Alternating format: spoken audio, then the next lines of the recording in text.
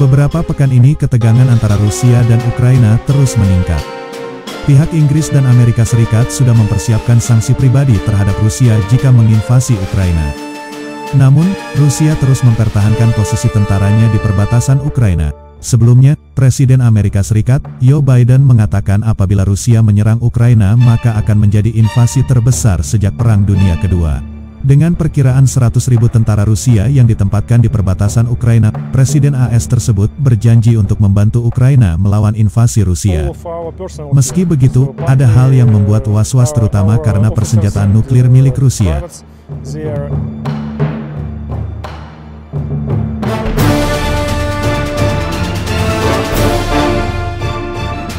Dilansir 1945, risiko penggunaan senjata nuklir seperti rudal balistik antar benua, ICBM, pembom strategis jarak jauh, dan rudal balistik yang diluncurkan kapal selam, SLBM, adalah ancaman utama bagi peradaban manusia.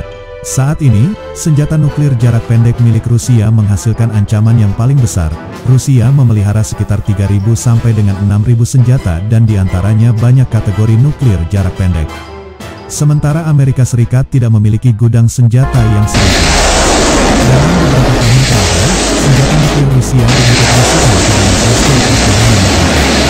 Tidak seperti ICBM dan SLBM yang memiliki jangkauan lebih dari 10.000 mil dan menghasilkan di atas 150 km. Senjata nuklir jarak pendek memiliki jangkauan kurang dari 650 mil dan hasil rendah 1 hingga 20 kiloton. Presiden Vladimir Putin telah mengkonfirmasi ketersediaannya untuk menggunakan senjata nuklir, yang berarti ia memandang senjata nuklir sebagai senjata yang dapat digunakan di medan perang. ZAPAD 2021 menampilkan senjata nuklir strategis dan medan perang bersama lebih dari 200.000 tentara Rusia dan Belarusia. Menurut analis, selama ZAPAD 2021 pasukan roket strategis Rusia berpotensi menstimulasikan serangan nuklir terhadap NATO. Sebelum pergerakan pasukan Rusia baru-baru ini ke perbatasan Ukraina, analis menunjukkan bahwa AS dan NATO mungkin menghadapi serangan nuklir Rusia setelah invasi Rusia ke negara anggota NATO Baltik seperti Estonia. Tujuan Rusia menggunakan senjata nuklir diduga untuk menunjukkan penyelesaian dan meningkatkan konflik konvensional ke titik di mana NATO dan AS menyerah dan menghindari eskalasi lebih lanjut. Rusia mungkin meledakkan senjata nuklir 10 kiloton di daerah pedesaan sebelum pasukan NATO maju.